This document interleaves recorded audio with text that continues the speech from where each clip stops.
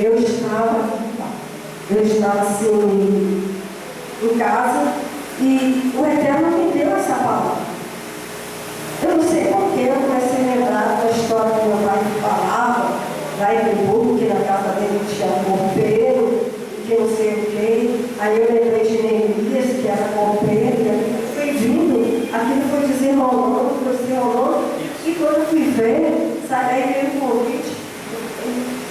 Eu assim, pai, essa é a palavra, e o Eterno falou, eu já te dei a palavra. Então, muitas das vezes, as pessoas podem até não entender, mas foi o Eterno quem deu essa palavra. Vou falar assim, é pena que a igreja hoje esteja com poucos membros? Não. A palavra diz que está 1, 2 ou 3 é registrado. Né? A partir do momento que tem uma pessoa ali, ele já está ocupando espaço. Porque ele não ocupa espaço vazio, ele ocupa o espaço do nosso coração. Então, onde quer que nós estejamos, ele é estar. E outra coisa que não é fácil é você estar com os problemas que eu estou. Eu, antes de vir, fui na casa da minha irmã na frente, e meu irmão estava muito mal. Eu estou com meu irmão com câncer, e há pouco tempo atrás, o médico deu para todas as igrejas que vai ter. A outra minha irmã também está com câncer. A outra minha irmã já levou o Tiago 3 vezes na semana e passou muito mal esses dias. Eu tive 2 dias direto com ela no hospital. Então está muito difícil, está muito difícil. Tem um sobrinho lá em Goiânia que tem que operar o cérebro, os pais estão sem saber o que fazer, porque começou a dar os apagões e tem que operar o cérebro. O irmão falou de luta, mas a luta está renhida. A luta está renhida. E o personagem de Neemias trouxe a minha mente, né? Como Neemias estava triste diante do rei, por todos os problemas que ele estava passando, mas apesar de todos os problemas, ele confiou que ele estava diante de um rei que poderia fazer todas as coisas.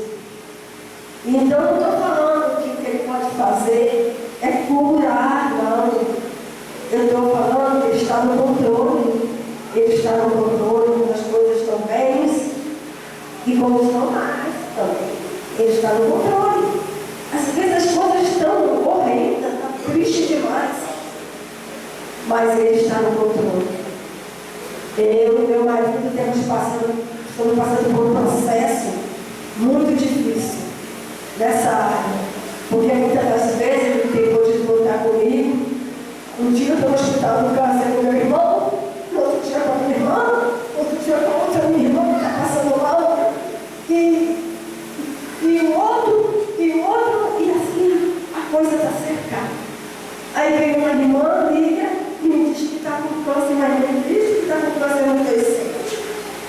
A outra me liga, diz que está com tumor no outro seio.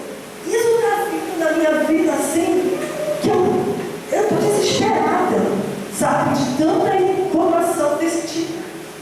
Mas nós sabemos que quando o amado irmão ali nos trouxe a leitura de abertura em Apocalipse, é essa a palavra, Apocalipse. São as lutas dos últimos dias. E ninguém que está aqui, ou que não esteja nesta noite, vai deixar de passar de uma forma ou de outra. A irmã, quando veio para os louvores de abertura, ela louvou: soldados somos de Jesus, soldados somos de Auschwitz, soldados somos do Salvador. E o soldado é assim, ele está no momento de paz, ele está ali dentro do quartel, né? Guardado, protegido, mas de repente ele é chamado para uma guerra que explode, que nem explodiu de Israel, a Ucrânia com a Rússia, e a Argentina tem que lutar agora com as mulheres, e o mundo está de guerras apocalípticas. E nós estamos vivendo isso. E vamos continuar. Porque daqui, dias melhores virão? Não, dias piores virão. E nós temos que, como soldados, estarmos preparados. Porque a enfermidade, olha só a enfermidade que as pessoas partem. Partem de acidente, de incidente, né? De várias maneiras, as pessoas partem, elas morrem. E tem, sim, de estar preparado. Preparar o seu coração, preparar a sua alma, preparar o seu espírito para encontrarmos com o nosso Salvador. Seremos arrebatados? Não sabemos. Mas o arrebatamento se dá a cada dia. Que um de nós queremos partir para a glória. Né? Que nós queremos partir para a glória do Eterno. Né? Possamos fazer uma análise de nossas vidas e sabermos que estamos preparados para partirmos para a glória. Isso não tinha, foi tudo assim que eu desejei de falar. Depois da palavra de abertura, depois do louvor, me deu vontade de falar. Porque nem sempre a gente pode estar com o sorriso nos lábios, mas o sorriso no coração tem que ser sempre, né? Porque é o coração da gente, é a nossa boca. Fala daquilo que o coração está cheio, nós estamos cheios da presença do Eterno. Eu queria que os irmãos fizessem uma leitura comigo no livro de Neemias. Neemias 1, capítulo 11.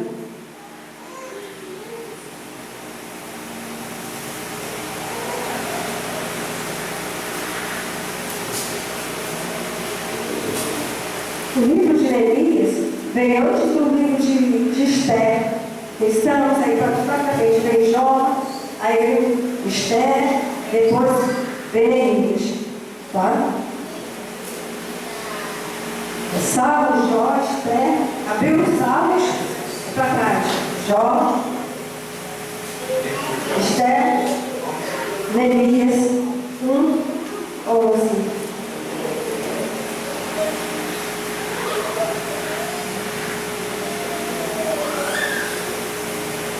Pai eterno, estejam atentos teus ouvidos à oração dos teus servos e dos teus servos que se deleitam em reverenciar o teu nome. Dá êxito a teu servo, concedendo-lhe favor perante este homem. Eu era copeiro do rei.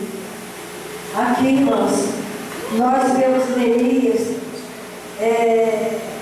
descrevendo uma situação. E ele diz aqui que dentro das coisas ele era copeiro do rei. É por isso que eu falei antigamente, meu pai falou isso. E vamos, o que é ser copeiro, né? Ser copeiro é ser um servo fiel. Eu gostei muito quando o Amado aqui falou, sou servo. Né? Porque, independente de ti, nós somos servos do nosso Salvador, do nosso Eterno. Copeiro, esse termo provém do latim. Copeiro é aquele que serve a mesa do rei, é que serve a mesa de pessoas importantes. Copeiro é uma pessoa de confiança. Tem uma casa, um palácio, tem os cozinheiros, tem os faxineiros, mas tem um copeiro. O copeiro é aquele que serve diante do rei. E ele tem a função de provar tudo aquilo que chega até alguém, tudo que vem da copa, da cozinha, para ser servido a alguém. O copeiro tem que experimentar. Ele tem que ver se esse alimento está de acordo, se está muito doce, se está muito salgado, se está envenenado. A função do copeiro é muito importante diante do rei.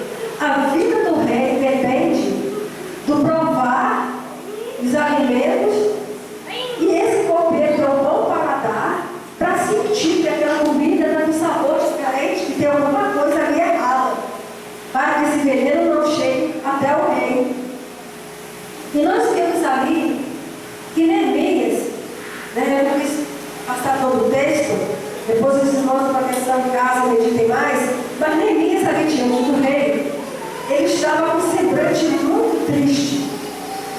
O rei acostumado a ver todos os dias alegre, bem, servindo com alegria, servindo com fervor, né, as necessidades do rei. E ali naquele dia o Neemias estava diferente. Ele estava com o semblante caído, ele estava triste, ele estava com o coração atordoado. E aquilo perturbou muito o rei, por nunca ter um rei assim. Não tinha visto Neemias com essa tristeza na alma.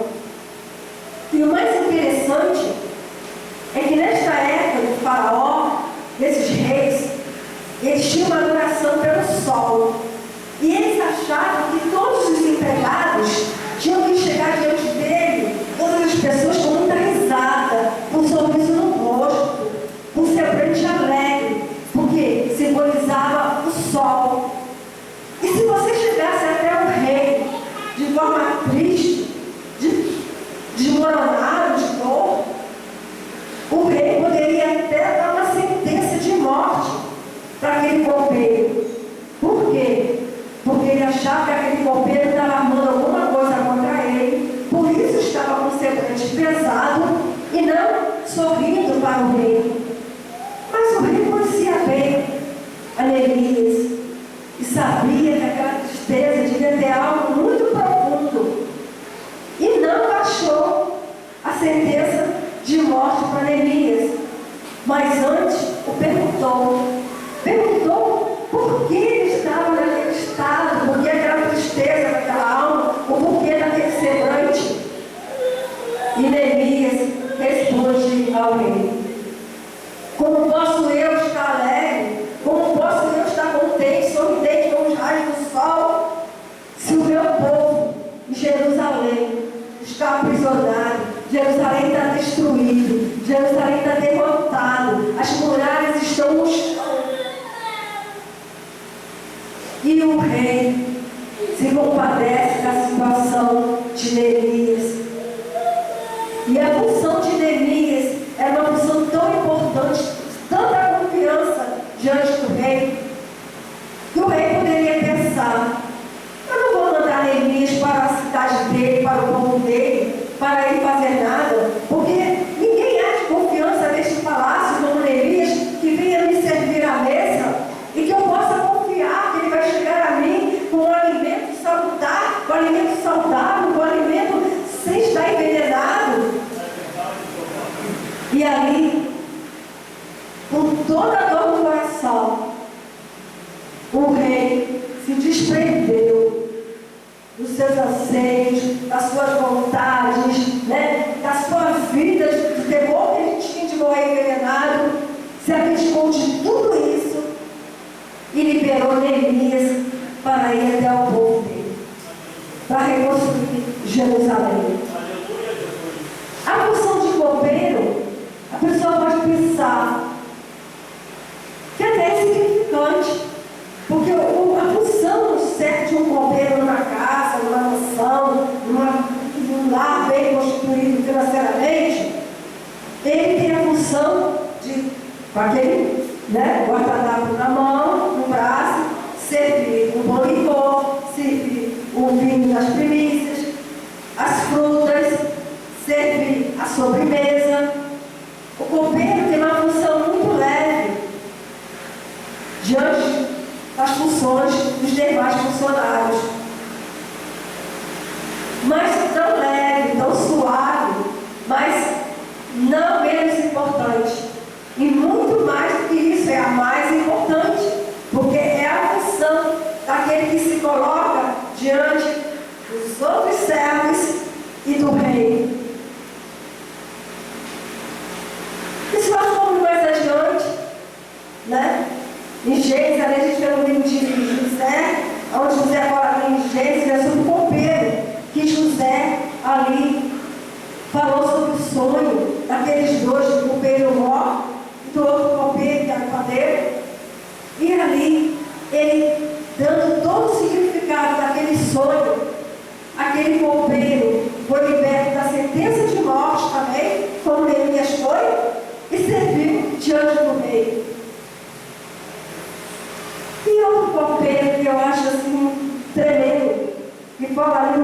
Mateus 26, do versículo 25 em diante. É uma passagem aonde nós vemos o nosso Salvador servindo a ceia. Ele estava ali com tantos discípulos, né? Ele poderia, nessa função de servir sal, a Pedro, a Mateus, a Tiago, a João, né? A tantos outros. Mas não. Ele, na sua sinceridade, na sua humildade, aprove a ele mesmo servir. E como bom copeiro, ele serviu o vinho e serviu o pão que estava à mesa. Irmãos, o que eu quero trazer nessa mensagem de hoje é essa humildade do nosso Salvador. É essa humildade do padeiro mor que serviu a Faraó na época de José. É a humildade que Neemias tinha de servir. Muitas das vezes pensamos, não temos uma função tão importante, mas como a amada me diz que é servo, cada um de nós somos servos, e cada um de nós somos copeiros. E como copeiros, nós temos que estar servindo sempre à mesa do nosso Criador, do nosso Eterno, do nosso Yahweh. Vamos deixar, sabe, essa carne que a todo momento precisa ser queimada, dilacerada, sabe? Essa carne que precisa ser rejeitada pela nossa alma, pelo nosso espírito, para que o Espírito do Eterno permaneça e prevaleça em nós. Vamos servir mais do que querer ser servido. Vamos, como diz, né, o louvor de Francisco de Assis, né? Vamos mais dar do que receber. Vamos mais oferecer. Vamos mais doar. Vamos mais servir. Vamos ser mais gentis.